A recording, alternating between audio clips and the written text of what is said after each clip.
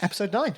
Episode 9, and we're live. And we are live. And we're live, episode 9. And we're live, episode 9. Yeah. So what comes after 9 is 10, obviously. Yes. Showing off my math skills yet again. Once again. So we're approaching a milestone. It's been just over 2 months. I know. Can you believe it? I can. Yeah, me too. Not hashtag me too, just me too. Nothing's happened backstage on the Attic podcast that anyone should be concerned about. Oh, God. There's not going to be any revelations. So this week, we're going to be discussing a couple of things. Yes. But Yes. I thought it'd be nice to hand over to you, Rameez, because I think this was something you've read up a little bit more about than myself. And let's get into it. Okay. So this week, it's all about how Facebook poked 50 million people. Okay. So I messaged you last week saying how this is something we need to talk about. Yeah. Okay. And there are a number of versions of this article, but just for the sake of our viewers and listeners, I'll give them a very brief summary. Okay. So there's this political consultancy by the name of Cambridge Analytica. Oh yeah, Cambridge. Yeah. And I didn't even know there was such a thing, right, in the world of politics, that you actually have. I mean, I understand consultancy, right, but a political consultancy firm to me was a bit. That was new. Already gets alarm bells. Exactly. Yeah. A political consultancy firm, you know. So basically, what's happened in a nutshell? There's been a company who has used certain loopholes to get around collecting personal data from Facebook users. Okay. So there was another company, completely forgot the name, who created this quiz on Facebook, and they collected a few 100,000 responses. And somehow they were able to also get the data from friends who also completed, or from friends of friends who completed this quiz, which ultimately led to 50 million profiles, or 50 million data from 50 million profiles being collected. Right. Okay. So this was collected, and it was sold, I believe, to Cambridge Analytica, who then used this data to basically use to their advantage for certain political campaigns. Apparently, they helped Trump out with his campaign. Yeah, I saw that. And again, I'm not really a conspiracy theorist, because I don't really think he was up against a very good candidate, right? Yeah. So we're not going to get into Crooked that. Hillary. Yeah, exactly.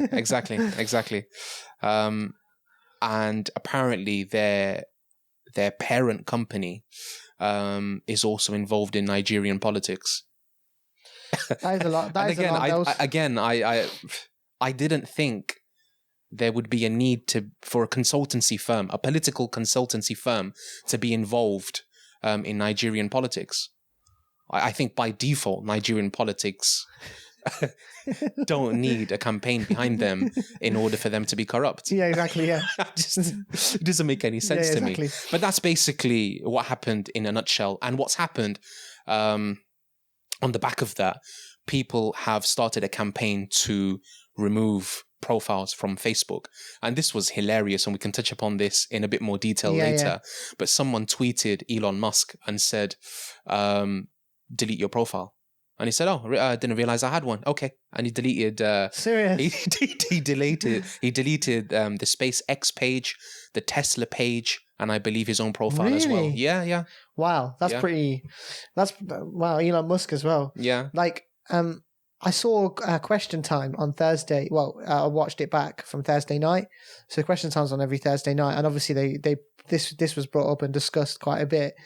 And you know, there was various like perspectives on it. One perspective was, you know, oh my God, shock horror, can't believe they're doing this. But the other perspective, and I've not got Facebook as far as I'm aware. But I might have somewhere, but I'm pretty sure I haven't. But I've still not made my mind up about how I feel about it. In as much as, obviously, we shouldn't be stealing people's data and manipulating them, right? But then equally, when we give our data when we give our life over, and we think that it's something for nothing, are we naive in doing that? Like, as in, there was two perspectives. I'll tell you them. One was, well, actually, there's like two or three perspectives. One person said something really interesting. He was like, "Well, look, they haven't stolen anything. You gave them it." And he was like, "Look, if you left your keys in a car and someone drove off with the car, they're not stolen it." And like, that's a bit of a black and white way to maybe look at it, but he's got a point. The guy had a point. Another person said something that I think was way more interesting about, I think, getting us all to really understand that, it's like a light bulb moment when he said it, even though I think we all know this. He said, and I'm paraphrasing that, look, something along the lines of that, look, whenever you're doing anything where there's no like monetization, right, where there's not a clear product or a clear something being either you're giving over, like you're not paying for it, or you're not getting, you by default are the valuable thing. I'm with you. So like he was saying it in a nice way, but he was basically saying like you shouldn't have been naive enough to think that there wasn't something that Facebook are getting out of it. Like you can't just imagine, you surely can't have thought that you were just giving all your information completely innocently, and nothing was ever going to happen with it, and you were never going to be like, it was never going to be used to manipulate you to buy things or to vote a certain way or whatever. The other side of the argument obviously is, how dare they? Like this platform is meant to be to benefit society and bring people closer together and so on and so forth, and share things with each other, common interests and all that hoo-ha, and learn and everything else, right? Have fun. And look, they've been manipulating it to do something kind of obviously underhand in the background. And like with a lot of things, I think the truth, the truth lies somewhere in the middle of that. I think so.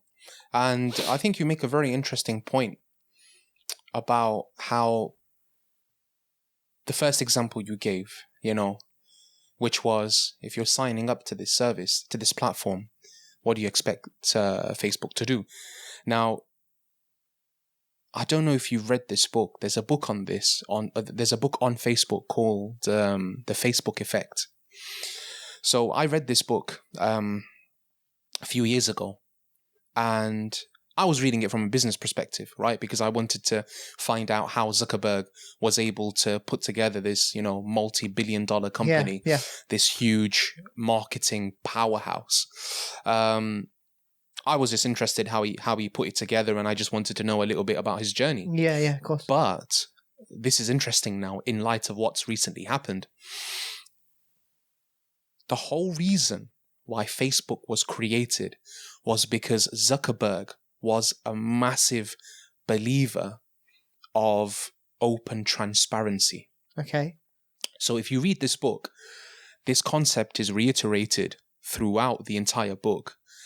And Zuckerberg basically said, in the cyber world, people should be completely open with what they like, what they dislike, their name, their age, their location. He genuinely believed in open transparency in the sense that there should be no barriers. Nothing should be hidden. And this is a reoccurring theme in the Facebook effect. So I think people really need to think about why and how Facebook was created. So even the earlier versions, and again, this is just me sort of speculating. Go ahead. Back a minute. He believes in a world where there's open transparency in between people. Yeah. Right. Okay. That's a bit odd. So nothing's hidden.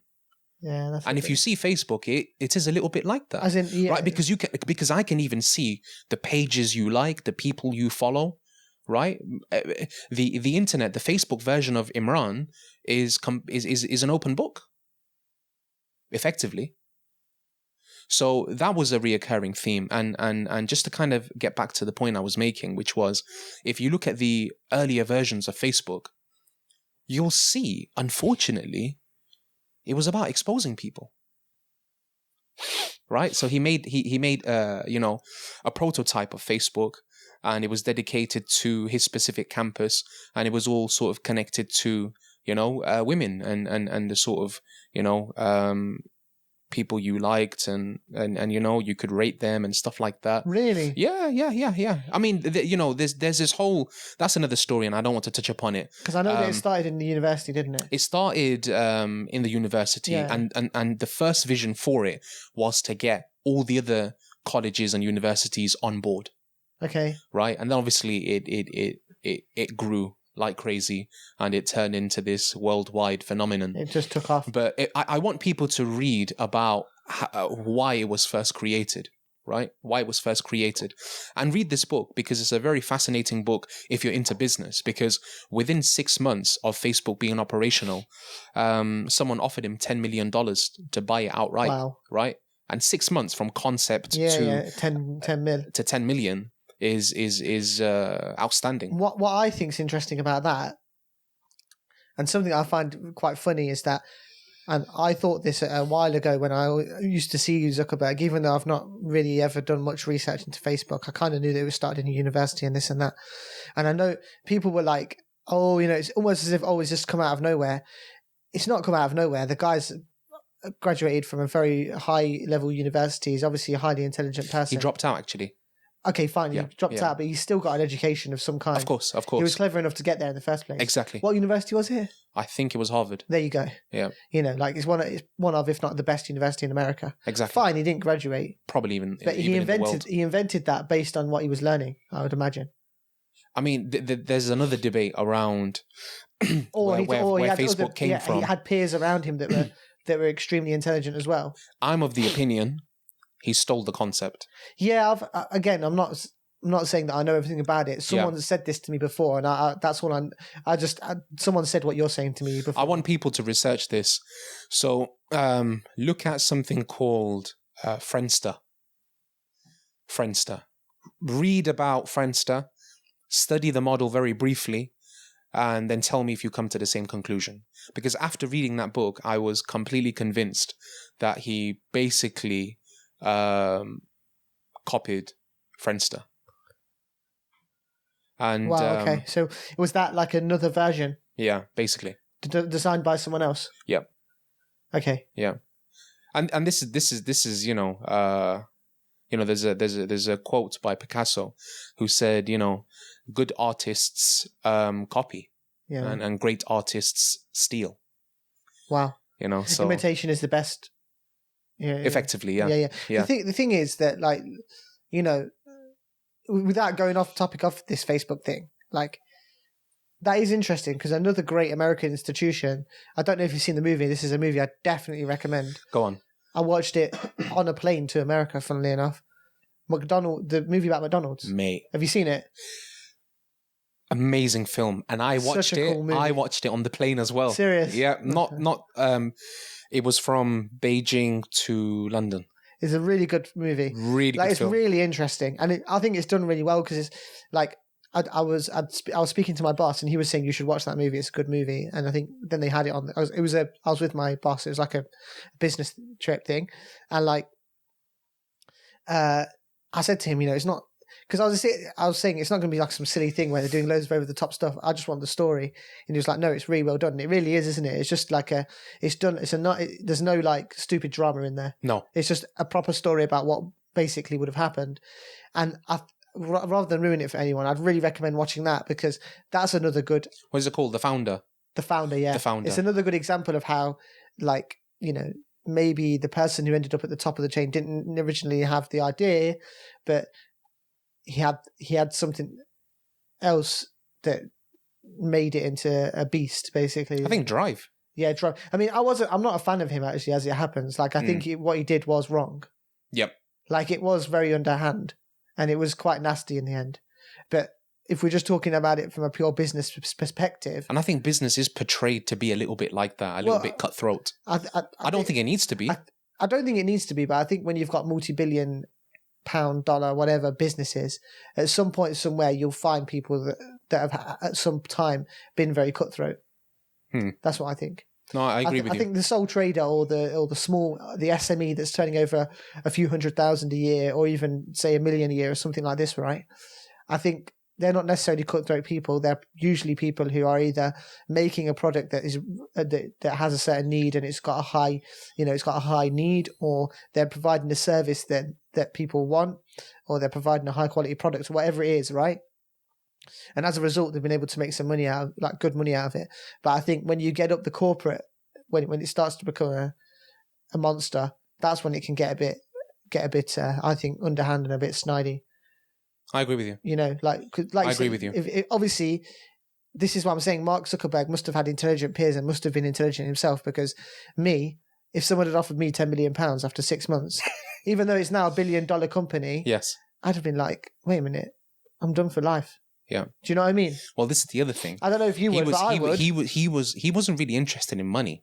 Yeah, at the exactly. beginning. Yeah, well, again, this whole thing about open transparency, about this, this amazing cyber community, this cyber world. He was more interested in that. He was more interested in the actual concept, rather than financial gain. It leads into some other stuff that I'm interested in, like that I see through the work, because what I do for a living, work for a company that basically buys and sells personal data. Yeah, buys and sells personal data. So we're doing really well right now. No, they don't do that. They find technologies for other companies, to put it in a real simple way. So they'll go out and do what they call technology scouting, right? And they're a consultancy, right? But a lot of what I know is going on in the tech community. There's a big drive for businesses from all over the world, from every sector, on things like data analytics, things like machine learning, artificial intelligence, robotics. I know this stuff for a lot of people, and even for me, before I was doing this job, sounded like wacky when I first heard it. I was like, what? But if you actually start seeing it, companies are super interested in automating so many things you wouldn't believe, and getting data to understand things like data analytics and predicting buying patterns and all these. There's so many organizations out there now in academia and small businesses developing technology to do these things. And the thing is, there's some people in America who's really interesting that I've come across. There's an author that's written a science fiction novel around this kind of idea. But again, this is a real idea that some people think should be happening, which is some sort of futuristic communism, where they believe that because we've got we're at a stage now, if you think about it, in the next few years, a lot can be automated. Lots of things that we have to do now can be automated. In theory, in not too distant future, you could have your food delivered to your doorstep by basically a machine that would go shopping for you, right? You can have machines filling up the shelves. Well, there might not be a need for supermarkets in the future, is what people might be thinking, right? Some people think that the future, we're already at a stage where no one should be working, or working very little, and basically the whole world's automated, and we live like a kind of social commune life of not leisure, but a life of reflection. So we've all got everything we need. It's all automated. It's all shared out. There's no because of the automation and everything else, there's no need for work. There's no need for people to have more or less. Everyone's got what they need, and that's it. That's very interesting. We just exist. It's an interesting concept. I'm not saying I agree with it. I just think it's a really, really fascinating concept. And to imagine that in theory, this would never happen, but in theory, we could be there very quickly. In America, those same kinds of mindset people feel that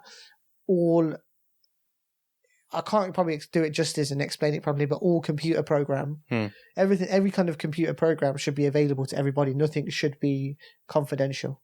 So I think there was someone who downloaded and distributed loads and loads of stuff for, again, this open, transparent idea that you can just have access to anything. Bitcoin's another thing. Yes. There's going to be the future cyber banking, if that's the right term. Yeah. Decentralized. It's interesting, isn't it? Very interesting. Very interesting. I mean, I was reading a few articles talking about Elon Musk And just to reiterate what you've said on AI, on artificial intelligence, Elon Musk is of the opinion that AI is actually a threat to human beings. That's the flip side. It is. You know, that it is. Where is our role? Exactly. I mean, Tesla, if you look at Tesla, they have already developed. I love Tesla cars. They're amazing. Amazing. Bro. I saw loads of them in Beijing. Really? Loads. Wow. Loads. Because they're advanced, isn't it? Yeah. I think the technology's still got some way to go because they can only do about 300-400 miles, I think. Yeah. Which is like, that's like from Leicester to Cornwall. It's far, but it's 6-7 hours. But I think the future, the idea is like, you charge it once and you don't need to charge it again for like a month. Yeah. Yeah. But the thing is, with the Teslas, already they've got automated driving. I saw a video. Tesla will, you put your route in and it will drive for you and you just sit there. Yeah.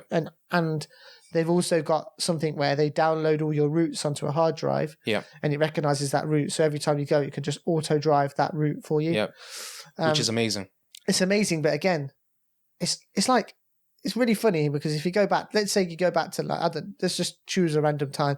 Let's say you went back to this, even just the 70s, when our parents were alive and kicking and well and everything. It's not like we're going back to Victorian times or something. Not the too distant past, right? And imagine people had said to just our parents and my uncles and aunties and people of that time, we're going to live in a time where there's going to be these like, because you can't even call this a phone anymore, right?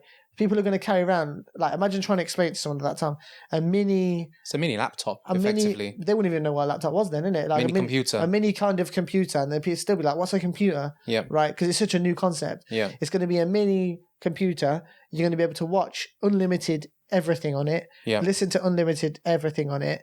You're going to be able to contact everybody on it from all over the world, and then everything you do is going to be stored in a central place called the internet, where in theory, everyone can have access to it and it knows everything about you. You're going to buy things from it. People would have just basically said, like, that sounds like an amazing idea for a futuristic film, right?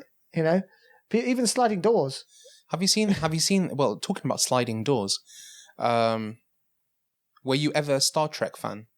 No. Well, but I know that my dad was a huge, and still is, a huge sci-fi geek, right? Okay. And he literally binge watched Star Trek, and I watched a very interesting program which was on, I'd say maybe 10-15 years ago, on technology which was inspired by Star Trek. And if I'm not mistaken, the sliding doors were inspired by Star Trek. Wow. So it's very interesting. It's very interesting how technology has developed in the last, 30-40 years. Phenomenal. And I can only dream of what's to come in the next 10-20 years. If anyone gets a chance, look up an old BBC clip. There's an old BBC clip from like the 60s, literally the 60s, and there's a guy who wrote the movie 2001 Space Odyssey. You know 2001 Space Odyssey? Yes. The guy who wrote the book, not the movie. He wrote the book. He didn't direct the movie or anything, but it was a book initially. He was naturally some sort of scientist into technology or whatever. He was speaking about the internet, and he was saying that we're all going to carry around, like, he was basically predicting it all. Not like saying this is what's going to happen in the future. And obviously it just sounded like far out wacky stuff. So imagine what's going to be possible in the next 10, 15, 20 years. We're thinking, wow, this is not possible, right? Because when I've seen some of this robotic stuff, I'm like, come on. Did you see that thing recently in Boston Dynamics? They showed a robot backflipping. No. They'd made like a human robot, right? It's just like, it looks like something from iRobot. It's a big chunky thing that's like, do it. It's not talking or anything, I don't think. But it walks, jumps onto like a platform and then backflips off the platform. Really? You'll have to send me the video. There's ones that are like dogs as well, walking like dogs, and opens the door for another one that walks out and they've got like 4 legs. Really, really like kind of creepy stuff. That is a bit creepy. It's really creepy. Yeah. Like, it's creepy to look at. We live in Leicester, and it's funny. I'm not saying that we should like smash all the machines in it, because that's what it could end up like a Terminator movie, like we fight Skynet. Oh God! The reason why I'm saying we live in Leicester and that is because there was. Have you heard of the Luddites? No. The Luddites. There was a man called Ned Ludd, right? Okay. And I think it was around the time when the Industrial Revolution was really kicking off, and basically the machines, even though they were obviously way less advanced than what they are now, meant that there was less need for workers. So he was like this person who was like, we need to go around and start basically smashing the machines. Really? Yeah. So this is going way back, way back, right? If I'm not mistaken, 1800s. And he was from Anstey in Leicester, near Bredgate Park. No That's way. why I'm saying it. They're called the Luddites, and people use that term like I'm not a Luddite, meaning that I'm not like against machines. I'm with you. But like he would round workers up, and they would literally break into factories or just start smashing the factories. Are you being serious? Yeah, machinery up and everything. Yeah. This is actually documented. Yeah, it's documented. You can read about it. It's really crazy. Right, his name was Ned Ludd. He was from Anstey. Basically, for anyone who doesn't know Anstey, it's like Bredgate Park. Yeah. Right? Lovely park, by the way. Yeah, very nice park. And it's just got me thinking, of like Terminator, and like they should do the next Terminator movie. Maybe they should do the next Terminator movie in Leicester, and they could call it Return of the Luddites. And the human being that they send back in time would have to be none other than the Leicester legend, Riaz Khan. You know, he's always sending someone back in time. They send Riaz Khan back in time to meet Ned Ludd, to protect him. To protect Ned Ludd in it. Ned Ludd's got like, they send an artificial robot from now back to kill Ned Ludd, and then they send Riaz Khan as the human to protect him in it. But you know, like how they land and they're like, they've got nothing on basically. The robots are like, and then like they come up in it and the standard like. Because I've recently watched that new Terminator, Genesis. Oh, you watched the new one? Yeah, if I got around to watching it, it was a bit pants, but whatever, right? But there's a few funny bits in it. They mix up some of the old ones with this new one, don't they? And this is that scene where Terminator like gets up, Arnold Schwarzenegger, and he's like looking around like that, and he walks over to some people. And remember that he's like, "Give me your keys, your boots, and your motorcycle," and then I'm just thinking Riaz Khan gets sent back to like 1800s, and you see that first scene. It's just Riaz Khan's face with the beard. He's just like looking around like that. And instead of like asking for keys, boots, and a motorcycle, like, give me your Adidas Gazelles and a feeler top now. And your scooter. Before I do ya. Just like the camera pans up. You know, like that scene in the second Terminator where Terminator's there with a shotgun in full leather. And he's like, the camera pans up and he's looking like super cool. It'd be the same thing, but it'd be Riaz Khan in a pair of Adidas Gazelles, jeans, and a Parker jacket.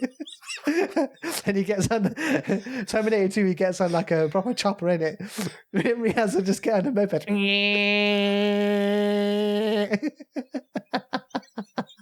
With a slingshot. Not a shotgun, with a slingshot. Slingshotting the artificial robot. With Ned Ludd on the back.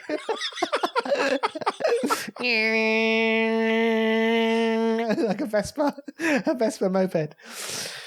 So that's what we should do with Riaz. We should film the new Terminator movie, Terminator Return of the Luddites, and Riaz Khan gets sent back in time to protect Ned Ludd. That's it. I don't know what to say. What can you say? But no, it is scary. But it is scary. Back to being more slightly serious. Riaz Khan. Poor Riaz, man. He just gets mentioned every episode and we never have him on.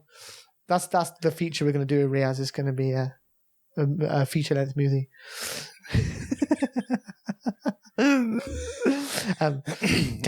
Terminator 2, though, one of my favourite films of all time, man. Yeah, Terminator is wicked, man. Terminator is wicked. Really good film. Really good film. Really, really good. Arnold, what do you make of Arnold's acting? You know, this new one, it was quite funny because he was just doing loads of funny stuff. Yeah. Like, they did I don't know if you've seen this newest one. Yeah. Yeah, so like, if you remember, they show it as if it's some of the old movie clips as well. Yeah. So they showed one of the things from the first one where Arnold lands. Yeah. And like he goes, and there's that group of people are really late at night. And he's like, nice night. Give me your clothes. You know, he says something like that to these three guys, and they're like, hey, F you, when they pull out a knife. Yeah. And obviously in the movie, in the first one, I think he like just kills them all or whatever and like, leaves them for dead and takes their clothes. But like, as you do. But Hashtag me too, right? But as he's about to do that, then the current Arnold Schwarzenegger comes and he's like, "I've been waiting for you," and he like shoots him. Yeah. And they start having this like crazy. It's a very good impersonation, by the way. Is it a good? That's all right. They have this crazy fight, and then I don't want to do a spoiler alert. No, I don't. But Terminator lives.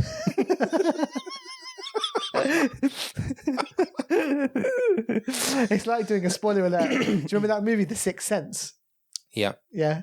Where the kid is dead at the end. He sees dead people. Yeah. Yeah. And he's dead himself. Don't worry, Bruce Willis is a ghost. Oh, Bruce Willis is the ghost. I thought the kid was dead.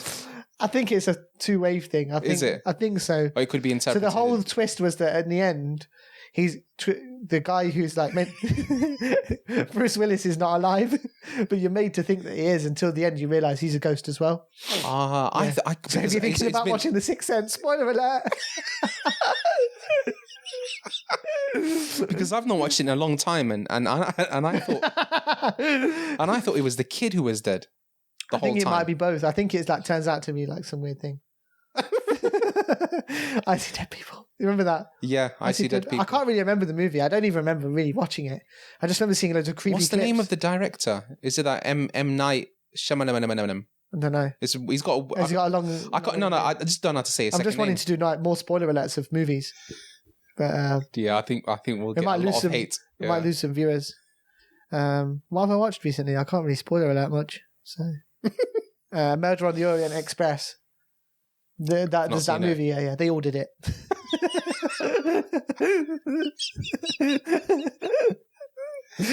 Just in case you're wondering when you're watching it, who did it? They all did it.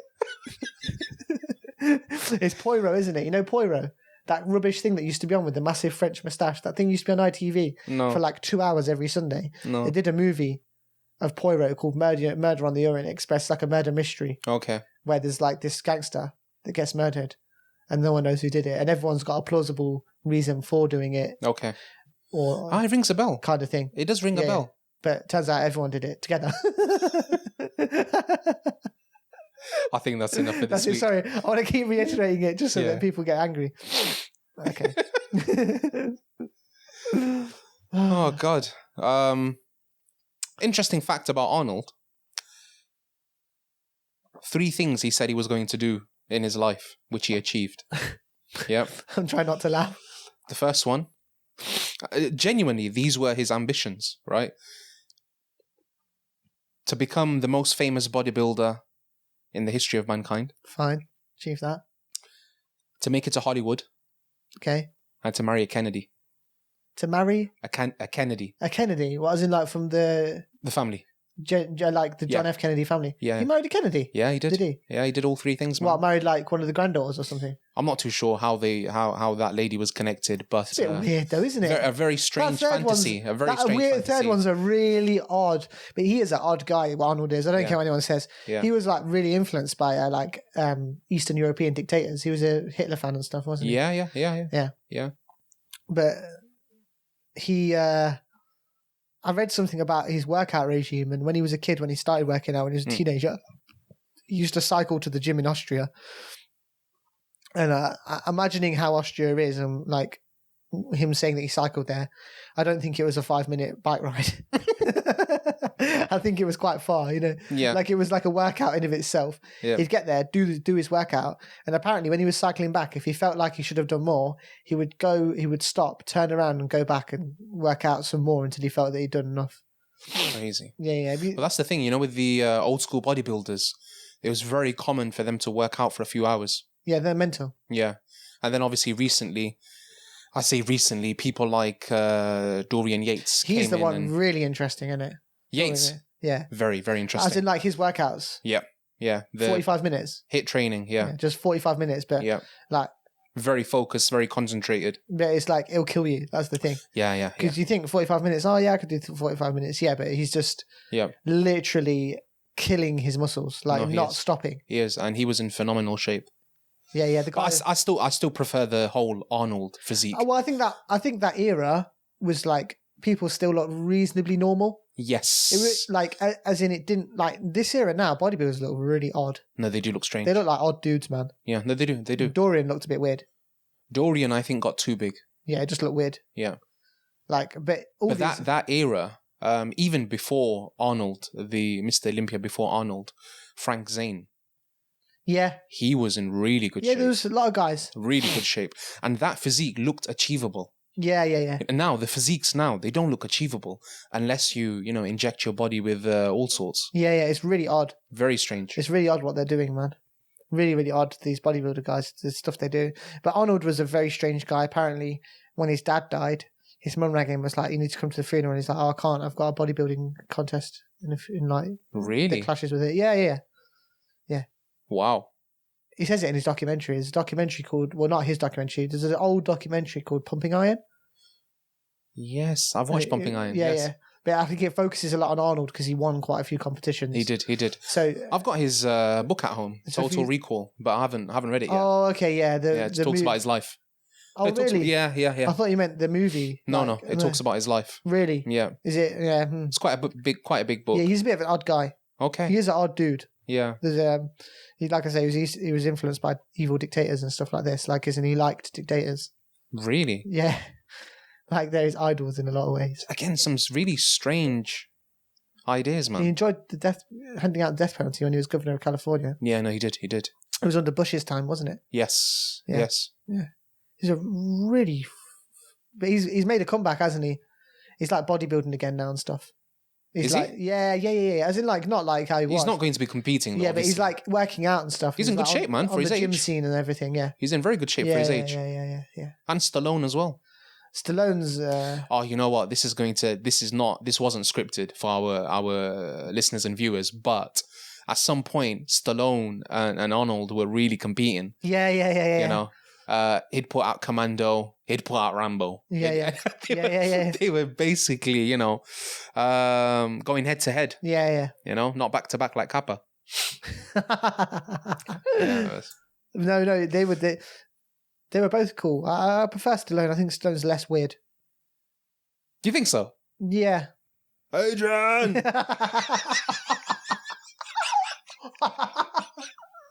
You seen that? I just want to say one thing. Adrian! We did it, Adrian! Bichara, did you see? He had this... I was about to say malfunction in light of AI and stuff, but his mouth would go to one side. He had therapy for that, you know that? Yeah. He was, he made, I don't know if it was recently, but the most recent kind of Rambo movie was like about Burma or something. It was. That's why I like him, because he was on the telly talking about what's going on there is really horrible. Yeah. No, I like Stallone, man. I like Stallone. Rambo, Demolition Man, Daylight, Rocky, obviously. Did you ever see Copland? No, I didn't. He did like a more serious movie, you could say. He did a serious film. I know. Like De Niro's in it. It's got no way! It's got De Niro. I think it's got might have Harvey Keitel. Okay. Dennis Hopper. Like a really good cast. Yeah. Like really, really famous good actors. And he plays like a deaf... He plays like a deaf cop. A deaf Are you being serious? Yeah. He's like a deaf cop who's like... It was a serious role. Yeah, he was. Like he was a bit past it and a bit like they treat him like a bit of a... Like he's a bit of a mong, basically. Really? That's not a politically correct word. But I couldn't think of a word, so... No, that's fine. That's fine. Yeah. Not that it's right to treat people like that, but no. in their eyes, yeah, he was a monk. That's how they treated him. Yeah, that's what I'm trying to say. Okay, no, I'm with you. And then this like weird community who are like covering up for each other's like dodgy, don't spoil another crooked film. jobs. No, I'm not. Like, they're like murdering people and stuff. Really? Yeah. Stallone did a serious Stallone film. wins in the end. Adrian! Sorry, wrong film. Chasing someone in Copland. Adrian! With his vest. Just his vest. Oh, yeah. No, you should watch it. Okay. No, honestly, I'm not going to ruin it. I can't remember it. It's a long time ago, but it is a good movie. Your favourite Stallone film? Copland. Copland, really? No. Okay, which was your the ones he favourite? did recently, the Expendables. I thought they were quite... You like them, yeah? They were quite funny. Yeah, no, they were quite good. Yeah, I found them... An all-star cast. Yeah, I just found them quite funny. Yeah, no, Stallone. Rambo. I was a huge Rambo Bit fan. annoying, Man. Rambo is. You think so? Yeah, it gets a bit annoying. You know, there were a whole bunch of films I used to watch with my dad, and he sort of introduced me to these really. And I think my dad was saying how when Rambo 2 came out, there was this, you know, it was massively popular in Leicester, and he said, you know, I remember queuing up to watch this film. The queue was really long, and so like obviously you know, we used to watch these movies together. And you know, for me, like these are very sort of, you know, nostalgic. Yeah, of course, yeah. You know, films. And Rambo: First Blood, man, the first time I watched First Blood, I was completely blown away. You're hooked. I was hooked. Yeah, those movies are like lad movies, aren't they? They are. Do you know what I mean? They are. I don't think they make those types of films anymore. Yeah, well, I think The Expendables was trying to do that, but in like a comical way, like a tongue-in-cheek way. Like it brought all these action heroes together, and it was all kind of funny the way they did it. Yeah. Whereas like those older ones were trying to be serious. They were like Predator. Oh, Predator was Terminator, classic. Obviously, you've mentioned the Stallone ones, the Van Damme movies, Time Cop, Kickboxer. Even the names of the movie, Bloodsport. The names of the movie were like, just in case you're unsure about what the movie's about, it's about a cop who travels back in time. It's nice and simple. It's like, do you know what I mean? Yeah. Bloodsport. It's about sports where there's going to be a lot of blood. That's true. Terminator. It's about a guy who's going around terminating people. Yeah. It's not like, there was no like, oh, what's it about? Like, it was deadly simple. Yeah, no, it was. A lot of the movies at that time, like, they looked cool as well. Like, the covers of the videos looked cool. Do you remember the Terminator cover where it was like, the blue eye and the red eye and the glasses and he's like the gun there like that. Amazing. So like, cool, man. As a like teenage boy, you're just like, wow, what is this? I've got to watch it. Yeah. Do you know what I mean? But yeah, I think of that time, Terminators did it for me, you know. Really? They were the ones that I watched with my dad. Terminator 2 in particular. Terminator 2, Terminator 2 now, still a very good film. It's stood the test of time, that has. It has. It really has stood the test of time. I'd say that's probably in my top 10. It's a really good movie. Yeah, amazing. If you're talking about other action movies, I know this is not the same kind of genre in a way. Enter the Dragon. Enter the Dragon was amazing. Bro. Bruce Lee was another one. Bruce Lee. Amazing. The best line in that is about the walls. You remember that? Remind me. So in Enter the Dragon, if you recall, there's the white guy with like long hair and a beard, and they're going to fight each other. And the guy comes up, and he like picks up a board and he punches it. Yeah, I'm with you. Bruce Lee comes up and goes to him, "Walls don't hit back." He said that a lot. He said that a lot. You know, Walls even in don't hit interviews back. and stuff. Did he? Yeah. Walls don't hit back, and then they have the fight. He was a philosopher. Bruce Was he? Lee. Yeah.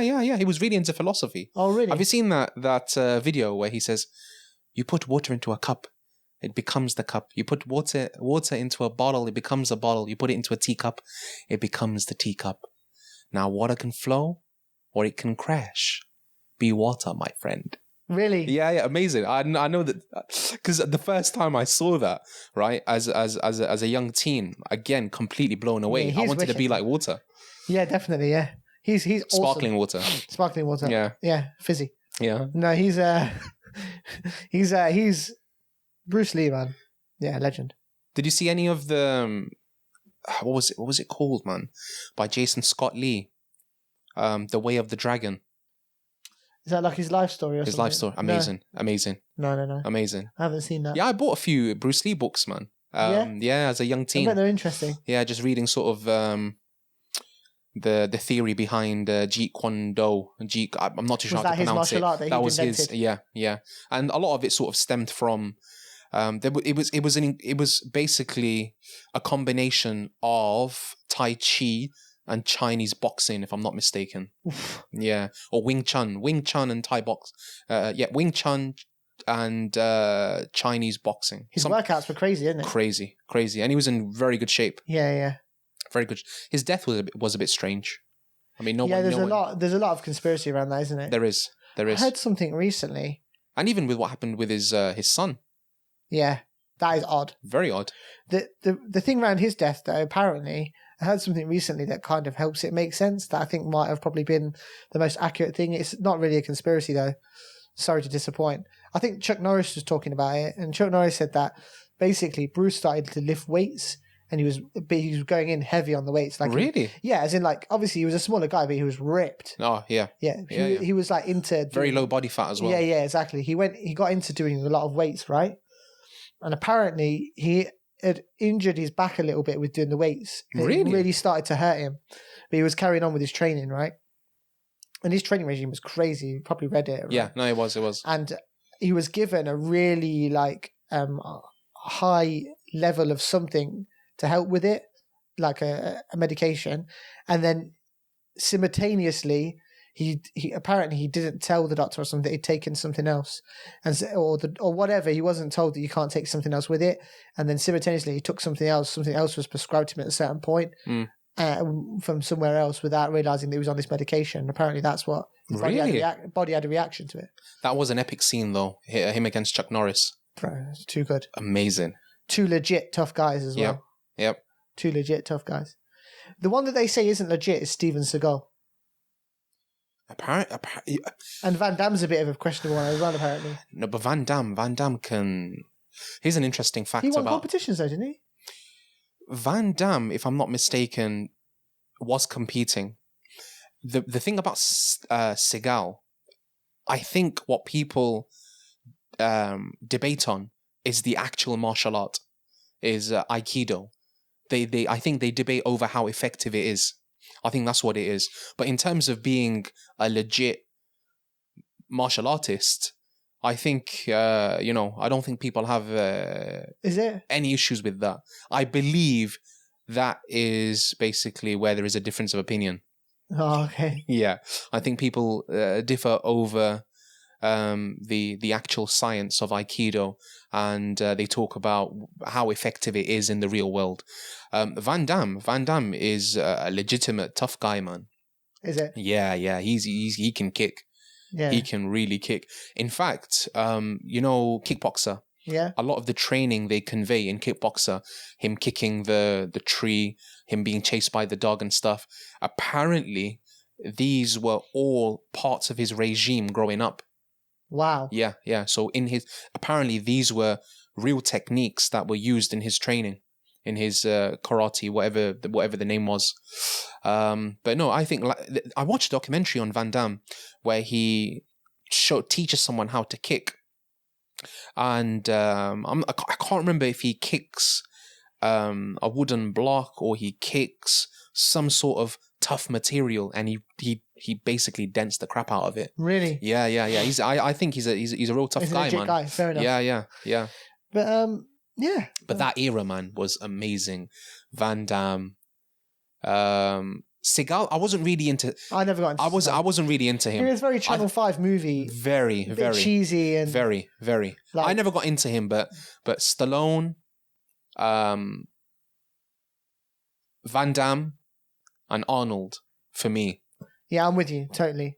And obviously, when so after that era, no one really came to take over that whole alpha male crazy character. Yeah. Crazy character. And I think they tried to do it a little bit with The Rock. Don't think it's worked. I don't think it has. They could have done it with him though. Maybe he didn't want to do it. Maybe. He's the perfect person to take that over. Yeah. Like, do you know what I mean? Yeah. But yeah, interesting. But I wanted to also touch on a couple of things that I've done this week. Go for it. And I'm not going to do any spoilers. No, go for it. There was two things. One, Kieran Dyer. Okay. So you know who Kieran Dyer is, but for those of you who don't know who Kieran Dyer is, Kieran Dyer was a football player, or what I say was, is in like he's not a football player anymore, but he's still alive. Like he's retired. Yeah, he's retired. He's a retired football player who played for. I think he started off at Ipswich. That's as a youth player, and then he ended up at Newcastle, and then from Newcastle he finished his career at West Ham. Unfortunately, he's like one of those players who was injured quite a few times, and maybe we never got to see him consistently enough. But he was on the same level and mentioned in the same breath at the time as Rio Ferdinand, as Lampard, Gerrard, Scholes, Nicky Butt, Like he was from that generation, and if anything, he was he'd come through a little bit before those guys, just a touch before them.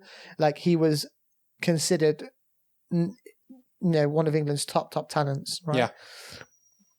So I watched an interview of him on the True Geordie podcast. Amazing podcast, yep. Yeah, really good podcast. And basically, it's like a 3-hour thing, so it's quite long, but I'd really recommend it if you're into football. And even if you're not, I think you still like it, but particularly if you're into football, because you'll understand a lot of the references. And it talks about his time at Newcastle, because his time at Newcastle went a bit sour. So he ended up, I'm genuinely not doing spoiler alerts. People who already know this anyway. He'd had some fallings out, and like the fans kind of turned on him a bit.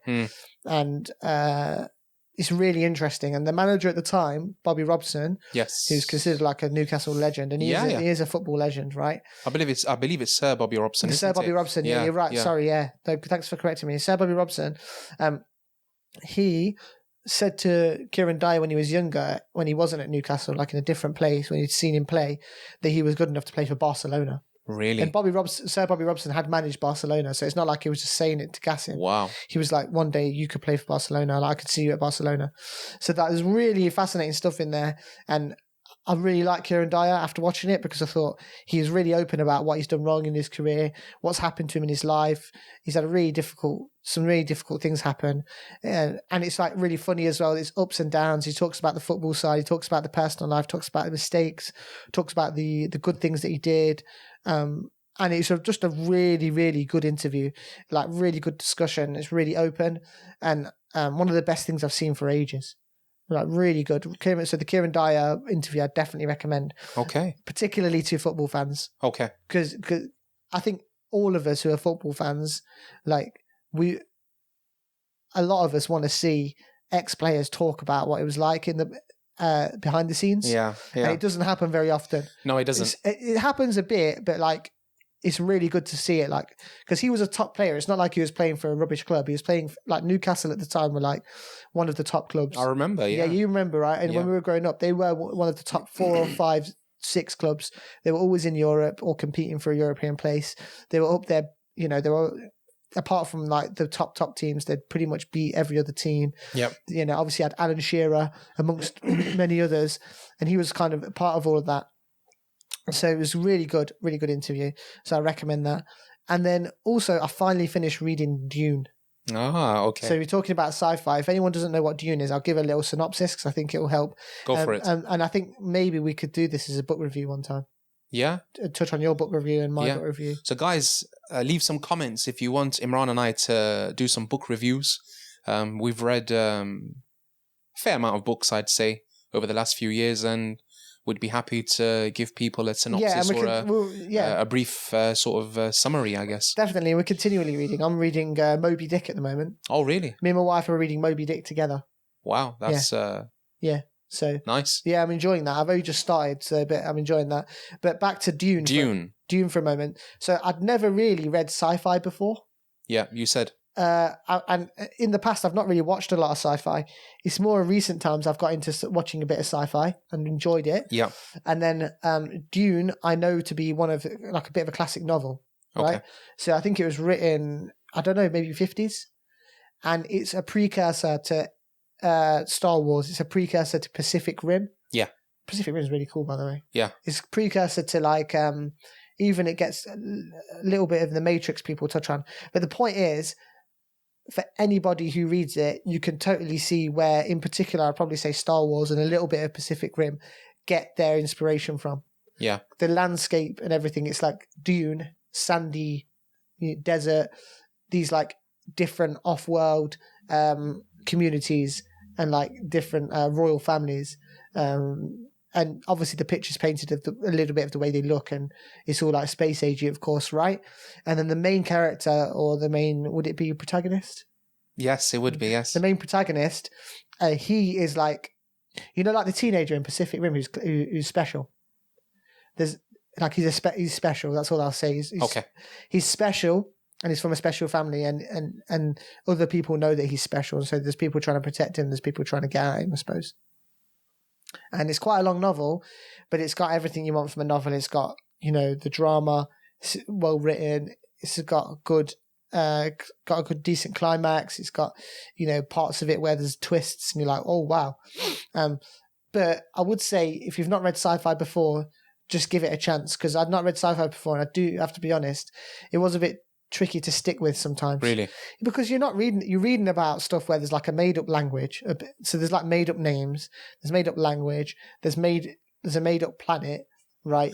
And See, it's hard to do that and remain consistent with the themes as well. Exactly. Very hard. Exactly. So I think that's something to genuinely appreciate. Yeah, absolutely. That the author's done a fantastic job. Yeah. And I'll just say, for someone who hasn't read sci-fi before, just stick with it, because it overall, the core of it, it's got the same things you want out of any novel you'd read, but it's a little bit, I'm not used to reading stuff like that. I usually like to read stuff that's like either factual or it could be factual, if that makes sense. I'm with you. It's like a plausible story. I'm with you. Yeah? I'm with you. So if I read a novel, it's still a novel that could be plausible.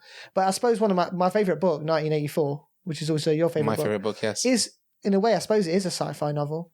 In some ways, maybe. In some ways. In the sense that there's a made-up language, there's a made-up community, there's a government, and they have their own set of rules. Yeah. So in that sense, I'd say I think if it has elements of sci-fi. Yeah, definitely. I think if it was done as a sci-fi today, if it was done today, it would look like a sci-fi movie in a lot of ways. I think so. Are you with me? If it was done as a movie, yeah, it would look a bit sci-fi. Yeah. I think. I mean, I think if you were to, I'd definitely watch a modern interpretation of 1984. Oh. And obviously coming back to the whole AI thing we were talking about, you could have Big Brother as the main sort of AI figure and stuff. Yeah, Universal Studios, make it happen. Exactly. Well, do you remember Equilibrium?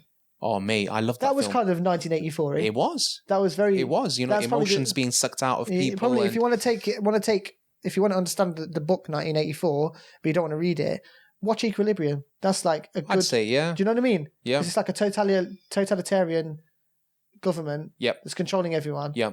Where they're all being spied on. Yeah. And this person rebels against it. Now, the rebellion part isn't necessarily in the book, but the theme is very. I think we'd need to dedicate, and I'm happy to do this, and I'm sure you are. One of the future episodes we'll just dedicate to 1984. 1984 and its effects on the world. Yes. But I think on that sci-fi note, it's quite a good place to potentially wrap up today. I think so. We've covered, Facebook, AI, and all things in between. Yeah. Yeah. Arnold Schwarzenegger. Yeah. Riaz Khan's first big movie scene. I think he's done a film before, hasn't he? Has he? Yeah. What movie? I don't know. Okay. I don't know. He's been in a movie? I believe he has, yeah. I believe he has. Badgie on the Beach. Sorry, Riaz. But on that note... Bend it like Beckham. Riaz, next time he sees me, he's going to kill me. The remake of that would be interesting. Yeah, the remake of it. Bend it like Albrighton. Bend it like Vardy. The Leicester version. Yeah. Right. Bend it like Vardy. That would work. I think that was everything. That is everything. Yeah. Keep your comments and your likes and subscribes coming. We've had some really good comments this week, so thank you to all of those from episode 8. Just before we go. Yes, thank you very much. Episode 8, we got some great comments and support, so thank you so much to all of you. And thank you. Peace out.